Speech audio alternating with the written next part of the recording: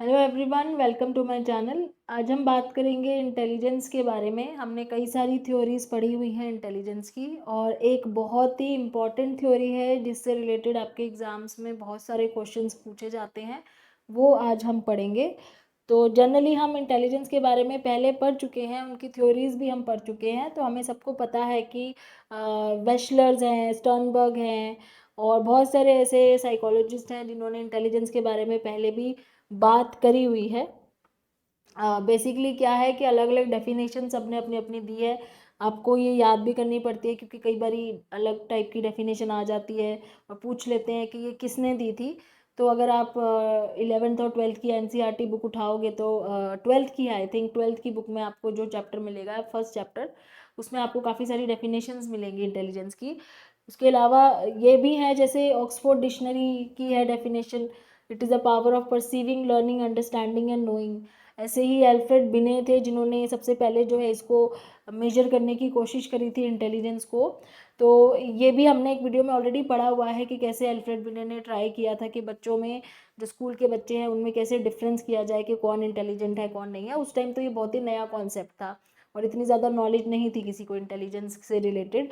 तो उन्होंने ये डेफिनेशन दी थी that it is the ability to जज well, understand well and reason well. ये बहुत ही फेमस डेफिनेशन है, ये आपको कई बार पूछ भी लेते हैं।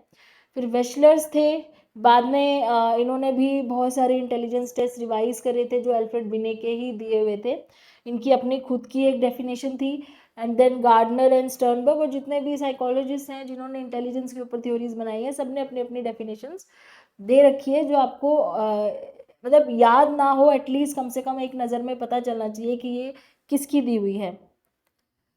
देन अगर हम देखें तो इंटेलिजेंस से रिलेटेड ये सारे करेक्टरिस्टिक्स हैं जिनको बोला जाता है कि यूजुअली जो इंटेलिजेंट लोग होते हैं उनके अंदर ये वाले करेक्टरिस्टिक्स होते हैं। जैसे एडवांस लॉजिकल थिंकिंग होती है, क्वेश्चनिंग एबिलिटी होती है, प्रॉब्लम सॉल्विंग बिहेवियर होता है, high speed of information processing होती है, बहुत जल्दी इंफॉर्मेशन समझ जाते हैं, superior generalisation and discrimination ability होती है कि चीज़ों को जनरलाइज कर लेते हैं, या अगर डिस्क्रिमिनेट करना हो, जनरलाइज करने का मतलब एक चीज़ है जो सब पे अप्लाई होती है तो वो बहुत जल्दी समझ जाते हैं वो कैसे होती है, जनरलाइज करना। डिस्क्रिमिनेट करना कि वो चीज़ एक से दूसरे में क्या फ़र्क है, डिस्क्रिमिनेट कर पाते हैं। Advance level of original and creative thinking, creative thinking को भी कहीं ना कहीं इंटेलिजेंस से जोड़ा जाता है कि बेसिक इंटेलिजेंस होनी चाहिए अगर किसी को क्रिएटिव होना है तो। इंटरेस्टिंग मोटिवेशन बहुत होती है, सेल्फ एस्टीम हाई होता है। इंट्रिंसिक मोटिवेशन होती है, अंदर से मोटिवेटेड होते हैं चीज़ें सीखने के लिए, उनको बाहर के रिवॉर्ड्स की कोई ज़रूरत नहीं होती है, अंदर से ही खुद ही से हाईली मोटिवेटेड होते हैं। सेल्फ एस्टीम हाई होती है। इंडिपेंडेंट होते हैं। नॉन कॉन्फॉर्मिस्ट थिंकिंग होती है। नॉन कॉन्फॉर्मिस्ट मतलब लोगों से हटके होते हैं, थोड़ा वही नहीं करते जो सब करते हैं, भेड़ चाल में नहीं चलते, थोड़ा अलग सोचते हैं। Preference for solitary academic activities, solitary का मतलब सिंगल, सोलो, मतलब अकेले काम करना ज़्यादा पसंद करते हैं क्योंकि उनको कई बार लगता है कि दूसरे लोग स्लो हैं या वो लोग उतना नहीं कर पाएंगे परफेक्टली। कुछ चीज़ें नेगेटिवली भी ली जाती हैं इसमें कि अकेले काम करना पसंद करते हैं, कई बार उसको कहते हैं नेगेटिवली लिया जाता है कि वो अपने आप को बहुत ज़्यादा प्राइड अंदर है शायद इसलिए ऐसा करना चाहते हैं। तो है, कुछ चीज़ें नेगेटिव हैं लेकिन ये चीज़ें जोड़ी जाती हैं उन लोगों के साथ जो हाईली इंटेलिजेंट लोग होते हैं। देन बोलते हैं कि एनवायरनमेंट का बहुत बड़ा रोल है हमारे इंटेलिजेंस में। तो एनवायरनमेंट जो है ना, अगर वो डिप्राइव्ड है, डिप्राइव मतलब रिसोर्सेज नहीं है, फैसिलिटीज़ नहीं है, आईक्यू लेवल कितना भी हाई हो लेकिन आप उसको, बच्चे को स्कूल नहीं भेज पा रहे, एजुकेशन नहीं दे पा रहे, उसके पास कोई फैसिलिटी नहीं है, तो उसका आईक्यू या उसकी जो इंटेलिजेंस है वो कहीं ना कहीं दब के रह जाती है। तो एनवायरनमेंट डिप्रीवेशन के lower intelligence and access to high nutrition, मतलब अच्छा खाना दें उसको, अच्छा फैमिली बैकग्राउंड हो, क्वालिटी स्कूलिंग हो, तो इंटेलिजेंस लेवल बढ़ भी सकते हैं। ऐसे ही जैसे एनवायरनमेंट का रोल है वैसे हेरिडिटी का भी रोल होता है। हेरिडिटी और एनवायरनमेंट दोनों ही आपस में इंटरप्ले करते हैं। तो 50-50 दोनों का ही है कि हेरिडिटी से भी हमें इंटेलिजेंस, जैसे हमारे पेरेंट्स अगर इंटेलिजेंट है तो वो हमारे अंदर भी आएगा, तो हेरिडिटरी जीन्स भी होते हैं लेकिन एनवायरनमेंट का भी बहुत बड़ा रोल होता है। तो environment and heredity both are important. Then variations in intelligence level means we have a variety of intelligence level, बहुत सारे अलग अलग टाइप्स के इंटेलिजेंस लेवल हैं किसी में। वो कैसे पता चलता है? आईक्यू के थ्रू पता चलता है। वी ऑल नो कि हम इंटेलिजेंस को आईक्यू से देखते हैं। IQ was the term was invented by William stern. तो उन्होंने बताया था कि आईक्यू हम निकाल सकते हैं, जिसका एक फॉर्मूला भी है which we have already read in our videos. तो उससे हम पता चल सकता है कि किसका आईक्यू कितना है। तो उसी के बेस में ना हमने वेरिएशंस निकाले हैं कि कुछ होते हैं जो डेफिसिट होते हैं, जिनके अंदर इंटेलिजेंस कम होती है, जिसको हम पहले मेंटल रिटार्डेशन बोलते थे, विच वाज अगेन कि मेंटली रिटार्डेड है मतलब उसके अंदर आईक्यू लेवल कम है। तो उनमें इंटेलिजेंस डेफिशिएंट होता है, मतलब उनका अडेप्टिव बिहेवियर नहीं होता है, उनको इंडिपेंडेंट फंक्शनिंग करने में प्रॉब्लम होती है, इंटेलेक्चुअल फंक्शनिंग भी उनकी लो होती है, सब एवरेज होती है। कुछ होते हैं जो इंटेलेक्चुअली गिफ्टेड होते हैं, जिनके अंदर आईक्यू लेवल बहुत हाई होता है, मतलब वो ऑक्यूपेशनली या मतलब सक्सेस जो है उनकी जो होती है, इंटेलिजेंस और ऑक्यूपेशनल सक्सेस काफ़ी ज़्यादा होती है, उनके अंदर एक्सेप्शनल एबिलिटीज़ होती हैं। तो दो वेरिएशंस हमने देखी हैं, जो ये तो बिल्कुल एक्सट्रीम बता रहे हैं कि बिल्कुल ही पुअर और बिल्कुल ही हाई, इसके बीच की भी काफ़ी लंबी रेंज है। तो बहुत कम आईक्यू है तो हम उसको इंटेलेक्चुअली डेफिसिट कहते हैं, बहुत ज़्यादा हाई क्यू है तो उसको हम इंटेलेक्चुअली गिफ्टेड बोलते हैं।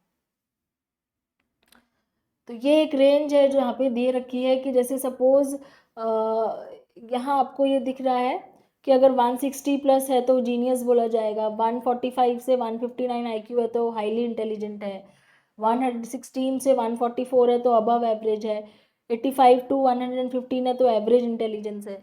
तो ऐसे ही कि ये पूरी रेंज है, लेकिन बेसिकली यहाँ पे देखो इन्होंने क्या बोला है कि अगर कोई इंटेलिजेंट डेफिसिट है, मतलब उसकी अगर इंटेलिजेंस लेवल कम है, तो उसमें भी अलग अलग रेंजेस होती हैं। जैसे माइल्डली डेफिसिट मतलब थोड़ा सा आईक्यू लेवल कम है नॉर्मल से, विच इज़ 55 टू 69 है। तो उनमें क्या होगा, डेवलपमेंट स्लोअर होगी, अपने प्रिय दोस्तों से कम डेवलपमेंट स्लो होगी उनकी, इंडिपेंडेंटली फंक्शन कर पाएंगे और जॉब और फैमिली इसको भी चला सकते हैं, मतलब नौकरी भी कर सकते हैं, फैमिली चला सकते हैं, पर थोड़े से स्लो होंगे नॉर्मल एवरेज लोगों से। फिर जो मॉडरेट लेवल की होगी वो 40 टू 54 होगा आईक्यू जिनका, वो थोड़े इनसे और कम हो जाते हैं कि वो लैंग्वेज और मोटर स्किल्स में पीछे होंगे अपने दोस्तों से या बाकी सेम एज के लोगों से पीछे होंगे, मतलब उनकी लैंग्वेज और मोटर स्किल्स इतनी अच्छी नहीं होगी। देन कैन बी ट्रेन, उनको ट्रेनिंग दी जा सकती है, सेल्फ केयर की, कम्युनिकेशन स्किल्स की या सोशल स्किल्स की ट्रेनिंग दी जा सकती है। थोड़ा सा सुपरविजन चाहिए डेली के कामों में, मतलब इंडिपेंडेंटली छोड़ सकते हैं पर थोड़ा सुपरवाइज करना है। ऐसे ही जिनकी सीवियर और प्रोफाउंड आईक्यू मतलब बहुत ही कम है, 25 टू 39 है या उससे भी कम है, तो इनकेपेबल ऑफ मैनेजिंग लाइफ, वो लोग अपनी लाइफ मैनेज नहीं कर सकते, उनको कांस्टेंट केयर चाहिए। तो ये उसकी रेंज है जो इंटेलेक्चुअली डेफिसिट होते हैं, जिनका आईक्यू नॉर्मल से भी कम होता है। ये आपको दिखा रहा है यहाँ पे, this is a normal probability curve है जो आपको दिखा रहा है कि ये आईक्यू स्कोर्स हैं, और बीच में जो है वो एवरेज है आपका, यहाँ से लेके यहाँ तक एवरेज है, और धीरे धीरे इस साइड जाते हैं तो आईक्यू स्कोर बढ़ता जा रहा है। तो यहाँ पे हम high, average, superior, very superior, तो यहाँ पे हो जाता है गिफ्टेड, जिसको हम गिफ्टेड या जीनियस भी बोलते हैं। जीनियस हो गया, जीनियस बच्चे जो होते हैं जिनका आईक्यू लेवल बहुत ज़्यादा हाई होता है। और अगर इस साइड जाएँ तो लो, एवरेज, बॉर्डर लाइन। फिर ये इंटेलेक्चुअली डेफिसिट में ये चार है, mild, moderate, severe and profound. तो इस तरीके से इन्होंने ग्राफ में प्लॉट करके दिखाया हुआ है कि ज़्यादातर पॉपुलेशन जो है वो एवरेज में आती है, बहुत ही कम परसेंटेज ऑफ पॉपुलेशन है जो इधर और इधर आएगी, मतलब ज़्यादातर लोगों की आईक्यू एवरेज ही होता है, बहुत कम होते हैं जो एक्सट्रीम साइड में होते हैं। ओके, आईक्यू, अब हम बात कर रहे थे इंटेलिजेंस की, तो आईक्यू तो एक तरीका है इंटेलिजेंस को मेजर करने का, लेकिन जब हम इंटेलिजेंस थ्योरीज की बात करते हैं तो वो इंटेलिजेंस को अलग अलग तरीके से बताते हैं कि इंटेलिजेंस होती क्या है। कोई कहता है सिंगल एंटिटी है, कोई कहता है दो एंटिटीज़ हैं, कोई कहता है दो नहीं बहुत सारी एंटिटीज़ हैं, कोई बोलता है कि इसको हम एक स्ट्रक्चर की तरह नहीं देख सकते, हमें इसको इन्फॉर्मेशन की तरह देखना है कि कौन कैसे इन्फॉर्मेशन प्रोसेस कर रहा है।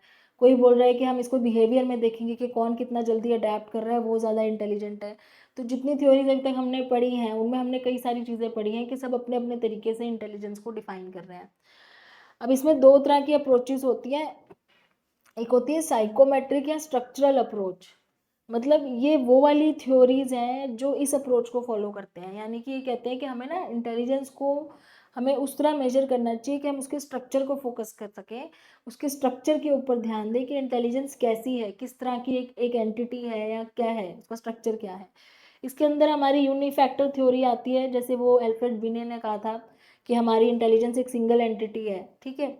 फिर 2 फैक्टर थ्योरी आती है चार्ल्स स्पीयरमैन की, जहाँ पे इन्होंने एस फैक्टर, जी फैक्टर की बात की थी। Theory of primary mental abilities आती है लुई थर्स्टन की, जहाँ पे इन्होंने अलग-अलग एबिलिटीज़, जो हमारे अंदर अलग-अलग एबिलिटीज़ हैं काम करने की। हायरार्कियल मॉडल इंटेलिजेंस का आता है आर्थर जेनसन का, जहाँ पे इन्होंने 2 हायरार्की बता दी थी कि 2 लेवल की इंटेलिजेंस होती है, लेवल 1, लेवल 2। तो अगर आप कोई ज़्यादा इंपॉर्टेंट काम नहीं कर रहे, जिसमें ज़्यादा दिमाग नहीं लगा रहे हो, खाली आपको मेमोराइज़ करना है, याद करना है, तो लेवल 1 इंटेलिजेंस हो गया। अगर आपने बहुत हाई लेवल ऑफ थिंकिंग करनी है, हायर ऑर्डर थिंकिंग, जहाँ पे आपको बहुत सोचना है, दिमाग लगाना है, वो लेवल 2 हो गया। तो इन्होंने तो उसको 2 लेवल में डिवाइड कर दिया, 2 लेवल ऑफ थिंकिंग होती है। लास्ट में स्ट्रक्चर ऑफ इंटेलेक्ट मॉडल है, जहाँ पे जेपी गिलफर्ड ने तो एक 3D स्ट्रक्चर बता दिया था कि मॉडल का एक 3D स्ट्रक्चर है, उसके अंदर सेल्स हैं। तो ये सारे स्ट्रक्चर के ऊपर फोकस कर रहे हैं कि हमारे जो स्ट्रक्चर है इंटेलिजेंस का, वो कैसा होता है। दूसरी अप्रोच है इंफॉर्मेशन प्रोसेसिंग अप्रोच। यहाँ पे ये जो थ्योरीज हैं, ये इस चीज़ पे बेस्ड है कि कोई इंफॉर्मेशन कितनी जल्दी प्रोसेस करता है, कितने तरीके से प्रोसेस करता है, कितनी बार प्रोसेस करता है, उस पर डिपेंड करता है कि वो कितना इंटेलिजेंट है। तो थ्योरी ऑफ मल्टीपल इंटेलिजेंस है हार्वर्ड गार्डनर की, जिसको अभी हम डिस्कस भी करेंगे।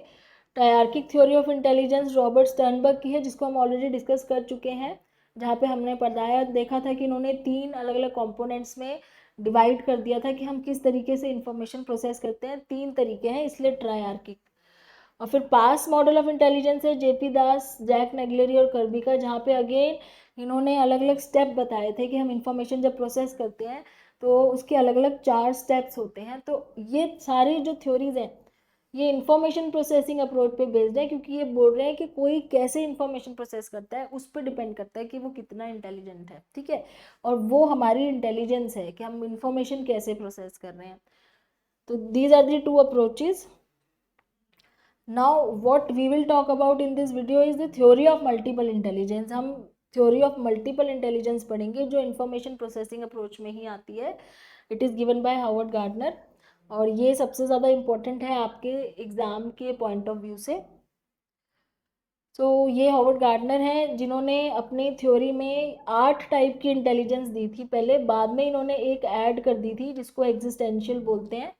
पहले इन्होंने ये 8 टाइप की इंटेलिजेंस बताई थी. तो इनका कहना है कि हमारे अंदर 8 टाइप की इंटेलिजेंसेस होती हैं. इट इज़ नॉट 1 और 2 फैक्टर नहीं है कोई, अलग अलग तरह की इंटेलिजेंसेस होती हैं. किसी में कोई ज़्यादा होती है, किसी में कोई कम होती है, बट हमारे सबके अंदर इस टाइप की एबिलिटीज़ या इस टाइप की इंफॉर्मेशन प्रोसेस करने की जो एबिलिटी है हमारी, वो होती है. जैसे नेचुरलिस्टिक इंटेलिजेंस हो गई, म्यूजिकल हो गई, लॉजिकल मैथमेटिकल हो गई, इंटरपर्सनल, इंट्रापर्सनल, लिंग्विस्टिक, स्पेशियल और बॉडीली काइनेस्थेटिक. तो ये 8 हैं. तो पहले तो इन्होंने 8 दी थी, बाद में इन्होंने एक ऐड कर दी थी जिसको इन्होंने नाम दिया था एग्जिस्टेंशियल. तो 9 हो गई थी टोटल. तो अब के टाइम पे जब हम पढ़ते हैं ना, तो हम 9 टाइप्स ऑफ इंटेलिजेंसेस पढ़ते हैं, which was given by Howard Gardner. तो सबसे पहले हम लिंग्विस्टिक से स्टार्ट करेंगे. जो इन्होंने कहा था कि लिंग्विस्टिक इंटेलिजेंस क्या होती है, कि हम लैंग्वेज को कितने अच्छे से यूज़ करते हैं, हम अपने थॉट्स को कितने अच्छे तरीके से एक्सप्रेस कर सकते हैं, और जो लैंग्वेज होती है ना, उसका स्ट्रक्चर कितना अच्छा फॉर्म करते हैं कि हमारी बात सुन के लोगों को अच्छा लगे, वो कन्विंस हो जाएं, या हम अपने वर्ड्स को आर्टिकुलेट कितने अच्छे से कर सकते हैं. तो ये सारे जो तरीके होते हैं ना, जैसे अब आपने देखा होगा कि लॉयर्स होते हैं, उनका बोलने का तरीका कितना कन्विंसिंग होता है. स्पीकर्स होते हैं, ऑथर जो बुक लिखते हैं, लिखने वाले भी तो लैंग्वेज का यूज़ कर रहे हैं. जर्नलिस्ट हो गए, मोटिवेशनल स्पीकर्स भी हैं आज के टाइम पे तो बहुत सारे. तो इन सब के अंदर लिंग्विस्टिक स्किल्स होते हैं. और पुराने एग्जाम्पल जैसे विलियम शेक्सपियर का है या ओफ्रा विनफ्री का है, जो इंफॉर्मेशन को एनालाइज करके ना इस तरीके से बताते हैं कि वो लोगों को कनेक्ट कर जाती है, ठीक है. तो इनकी रिटन लैंग्वेज, इनकी ओरल लैंग्वेज, इनकी स्पीच, इनकी बुक्स, ये सब चीज़ें बहुत अच्छी होती है. तो उनके अंदर लिंग्विस्टिक इंटेलिजेंस अच्छी होती है, जो इस तरह से कर लेते हैं, मतलब जो अपने बातों को बोलने में या लिखने में या लैंग्वेज का यूज़ करने में बहुत अच्छे होते हैं. This is linguistic intelligence. Second है लॉजिकल मैथमेटिकल इंटेलिजेंस. जैसे कि नाम से ही पता चल रहा है कि जो बहुत जल्दी लॉजिक लगा के प्रॉब्लम सॉल्व कर लेते हैं, मैथमेटिकल ऑपरेशंस में बहुत फास्ट होते हैं. बेसिकली जो साइंटिस्ट होते हैं, मैथमेटिशियंस होते हैं, अकाउंटेंट होते हैं, स्टैटिशियंस होते हैं, कंप्यूटर एनालिस्ट होते हैं, जिनको प्रॉब्लम सॉल्विंग जो साइंटिफिक प्रॉब्लम होती है, जहाँ लॉजिक लगाना है, मैथ्स का यूज़ करना है, कैलकुलेशन करनी है, उन सब चीज़ों में बहुत फास्ट होते हैं। जैसे एल्बर्ट आइंस्टाइन हो गए, बिल गेट्स हो गए, तो इस तरह के लोग बहुत जल्दी कैलकुलेशंस कर लेते हैं, एब्स्ट्रैक्ट प्रॉब्लम्स भी सॉल्व कर लेते हैं जिसको हम सोचने में ही टाइम लगा देते हैं। तो वो होती है लॉजिकल मैथमेटिकल इंटेलिजेंस। फिर स्पेशल इंटेलिजेंस है, इसको पिक्चर स्मार्ट भी बोलते हैं। स्पेशल इंटेलिजेंस एक्चुअली आपकी विजुअल स्पेशियल वर्ल्ड को एनालाइज करने की, विजुअल स्पेशल का मतलब जिससे वो इमेजिन कर पाते हैं कि स्पेस से, आप स्पेशल को स्पेस से याद रखो, जैसे एक 3D इमेजिनेशन कर पाना, स्पेस का अंदाज़ा लगा पाना, अपनी डायरेक्शंस का अंदाज़ा लगा पाना, और नेविगेशन करने में इजी होना। तो जिनकी विजुअलाइजेशन बहुत अच्छी होती है, इन लोगों की ड्राइंग बहुत अच्छी होती है क्योंकि ये पर्सपेक्टिव को समझ जाते हैं बहुत अच्छे से। सेंस ऑफ डायरेक्शन बहुत अच्छी होती है, मैप्स को पढ़ना बहुत अच्छे से आता है इनको।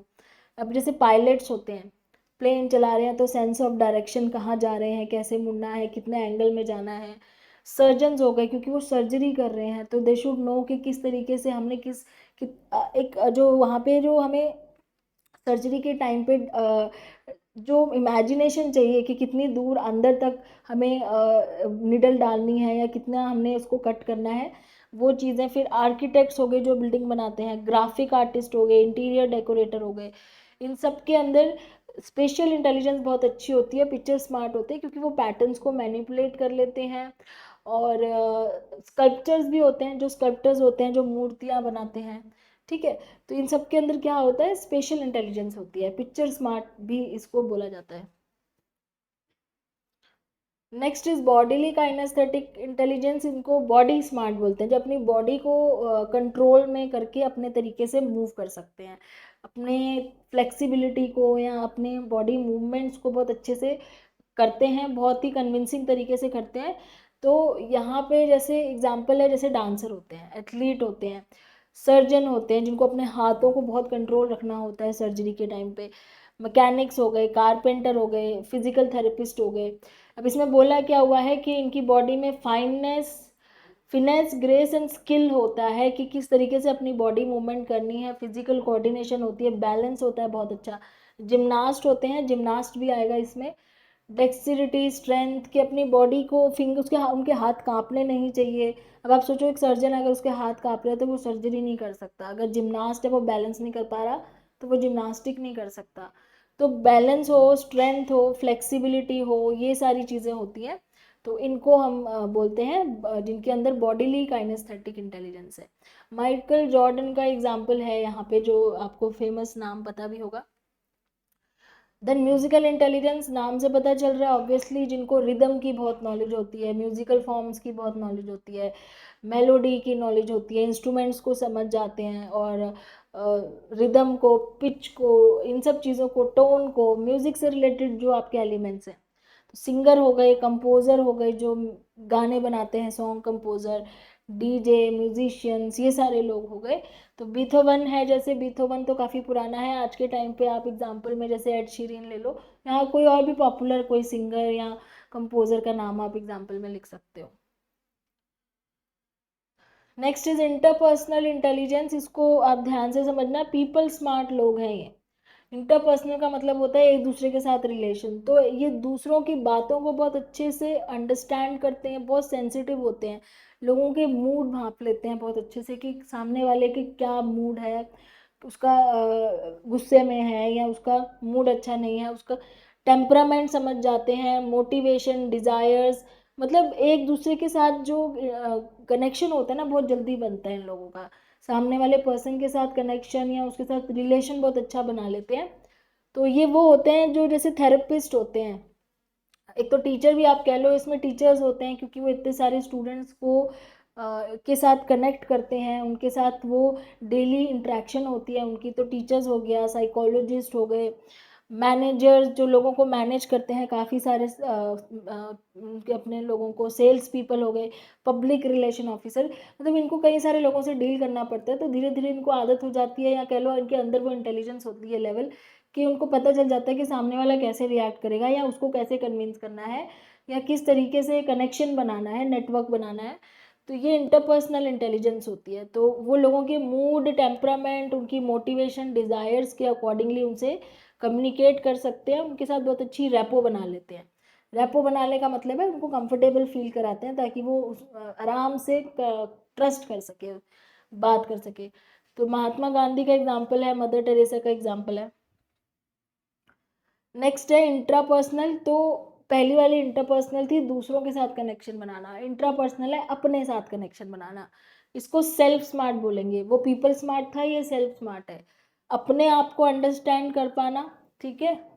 अपने, अब ये थोड़ा सा है समझने वाली चीज़ है कि इंट्रापर्सनल का मतलब क्या है कि खुद को समझ पाना, अपने डिज़ायर्स को, अपने फियर्स को, अपनी कैपेसिटीज़ को, आप अपने आप को जब रेगुलेट कर पा रहे हो, आपके अंदर सेल्फ अवेयरनेस है बहुत अच्छी, ठीक है। अपने आप को समझ रहे हो, एनालाइज कर रहे हो अपनी इमोशंस को, और अपने खुद की डेवलपमेंट को रिकॉग्नाइज करना, अपनी कैपेबिलिटीज़ को।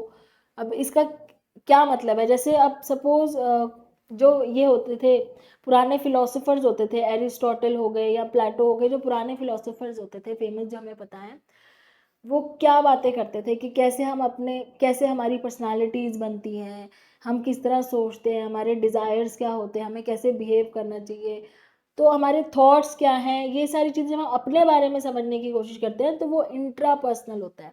अब इसमें थेरेपिस्ट और साइकोलॉजिस्ट और काउंसलर्स हैं। एक तो ये दूसरों की भी हेल्प करते हैं, इनके अंदर इंटरपर्सनल इंटेलिजेंस भी होती है, लेकिन उससे पहले ये अपने आप को बहुत अच्छे से समझते हैं, तभी वो दूसरों की हेल्प कर पाते हैं। तो इसलिए इनके अंदर सबसे पहले इंट्रापर्सनल इंटेलिजेंस होनी चाहिए, कि खुद को समझना कि उनकी क्या कैपेबिलिटीज़ हैं, या उनके अंदर क्या कमियां हैं, या क्या स्ट्रेंथ है उनकी, और वो आगे क्या और चीज़ें चेंज कर सकते हैं सेल्फ एक्चुअलाइज होने के लिए। जैसे एंटरप्रेन्योर हो गए, इनको पता होता है कि ये क्या चीज़ हैंडल कर सकते हैं, क्या नहीं कर सकते हैं, किस चीज़ में ये सक्सेसफुल हो सकते हैं, इनके जो क्रिएटिव आइडियाज़ होते हैं, कहाँ किस डायरेक्शन में काम करना है। अब ये सारी अपनी खुद की, अपने से रिलेटेड जो सेल्फ अवेयरनेस है, उसको इंट्रापर्सनल इंटेलिजेंस बोलते हैं। नेचुरलिस्टिक इंटेलिजेंस, नेचर स्मार्ट, नाम से पता चल रहा है कि जो नेचर से बहुत ज़्यादा कन्विंस्ड होते हैं या सेंसिटिव होते हैं नेचर्स की तरफ। तो फ्लोरा फोना, मतलब फ्लावर्स हो गए, फॉरेस्ट हो गए, इन सब को लेके बहुत ज़्यादा सेंसिटिव होना है। अब जो गार्डनर्स होते हैं, जैसे कई लोगों को पता होता है ना कि किस तरीके से गार्डनिंग करने से ज़्यादा बेटर तरीके से हम जो है वो गार्डन को डेवलप करने में हेल्प कर सकते हैं। उनका इंटरेस्ट भी होता है इन चीज़ों में, वो हमेशा पेड़ पौधों में ही लगे रहते हैं। बायोलॉजिस्ट होते हैं, या मीट्रोलॉजिस्ट भी हो सकते हैं जो वेदर फोरकास्टिंग वगैरह देखते हैं। जियोलॉजिस्ट भी हो सकते हैं जो अर्थ की मूवमेंट, अर्थ की स्टडी करते हैं। तो जो मतलब जो नेचर से जुड़े रहते हैं, जो अपने एनवायरनमेंट को ज़्यादा बहुत अच्छे से पहचानते हैं, उनसे जुड़े हुए लोग होते हैं। जैसे चार्ल्स डार्विन हो गए, या और भी ऐसे एनवायरमेंटलिस्ट हो गए जिनको, जो इस चीज़ को अच्छे से समझते हैं कि हमारा एनवायरनमेंट, हमारी नेचर कैसे काम करती है। तो इनके अंदर होती है नेचुरलिस्ट इंटेलिजेंस। फिर आती है एग्जिस्टेंशियल इंटेलिजेंस। ये वाली लास्ट इंटेलिजेंस है जो बाद में ऐड हुई थी आफ्टर योर 8। जो 8 पहली थी, लास्ट में जो 9वीं ऐड करी गई थी वो थी एग्जिस्टेंशियल इंटेलिजेंस। एंड यहाँ पे ये जो कह रहे हैं, it is the ability to delve into deeper questions about life and existence. अब ये किस टाइप की इंटेलिजेंस है, जहाँ पे कोई अपने खुद की लाइफ और उसकी एग्जिस्टेंस के बारे में सोचता है कि हम क्यों एग्जिस्ट करते हैं, हमारा लाइफ का पर्पस क्या है, what is the goal of our life, क्या विजन है हमारा, क्या हम करना चाहते हैं, हमारी एग्जिस्टेंस क्यों है, कैसे हम एग्जिस्ट करते हैं या क्यों एग्जिस्ट करते हैं, उसको एग्जिस्टेंशियल इंटेलिजेंस बोलते हैं। जिन लोगों के अंदर इन सब चीज़ों के क्वेश्चंस के आंसर्स ढूंढने होते हैं, या ढूंढ लेते हैं कि हमारी लाइफ का मीनिंग क्या है, हम हमारे लार्जर गोल्स क्या हैं, या हमारा आउटलुक क्या है, लॉन्ग टर्म आउटलुक क्या है, हमारे एक्शन का क्या आउटकम हो सकता है फ्यूचर में। तो ये बहुत ही मतलब उस टिपिकल टाइप ऑफ इंटेलिजेंस है जहाँ पे जैसे फिलोसोफर्स होते हैं जो बड़े डीप क्वेश्चंस जो इस तरह के होते हैं वो अपने आप से या लोगों से करते हैं, जो लाइफ को समझने की कोशिश कर रहे हैं। थियोलॉजियंस होते हैं जो वो होते हैं रिलीजन की स्टडी करते हैं, जो ये बताते हैं कि रिलीजन का क्या पर्पस है, रिलीजन से हमें क्या सीखने को मिलता है। फिर काउंसलर्स भी इसमें थोड़ा बहुत आते ही हैं, क्योंकि वो भी एक्चुअली में आपको यही काउंसलिंग करते हैं कि आप अपने आप को कैसे इम्प्रूव कर सकते हो, अपनी लाइफ का एक पर्पस बना के उसकी तरफ आपको, आपका गोल जो है उसकी तरफ डायरेक्ट करने में हेल्प करते हैं। तो ये वो लोग हैं जो लाइफ की एग्जिस्टेंस को एक पॉजिटिव व्यू में देखते हैं और उसका कोई मीनिंग निकालते हैं कि अगर हम आज के टाइम पे ज़िंदा हैं तो उसका क्या पर्पस है, हमारी लाइफ का क्या पर्पस है। तो वो सारी चीज़ें, तो इनका स्ट्रॉन्ग इंटरेस्ट होता है दूसरों में भी, दूसरों की एबिलिटीज़ और सिचुएशंस को देखते हैं, दूसरों के पर्सपेक्टिव को समझते हैं, लाइफ को एक अलग पर्सपेक्टिव से देखते हैं। तो एग्जिस्टेंस को क्वेश्चन करते हैं बेसिकली अपने, तो ये होती है एग्जिस्टेंशियल इंटेलिजेंस। तो इसके बाद अब ये सारी टाइप ऑफ इंटेलिजेंस आपने पढ़ी, तो सबसे पहले तो आपके माइंड में ये क्वेश्चन आना चाहिए कि which type of intelligence do you have, मतलब आपके अंदर अब कौन सी इंटेलिजेंस है। हमने कहीं ना कहीं तो हम फिट बैठते ही होंगे, इतने सारे टाइप्स ऑफ इंटेलिजेंस हमने पढ़े, तो कोई ना कोई ऐसी चीज़ तो ज़रूर होगी जहाँ पे हम फिट बैठ रहे हैं, हमारे अंदर वो इंटेलिजेंस है। तो अगर आपको समझ में आया हो तो थोड़ा सा एक्सप्लोर करो, सोचो कि आपके अंदर कौन सी टाइप ऑफ इंटेलिजेंस है। मे बी हो सकता है कि ये चीज़ आपको समझ आ जाए तो आपको फ्यूचर में हेल्प मिले अपने करियर गोल्स को अचीव करने में।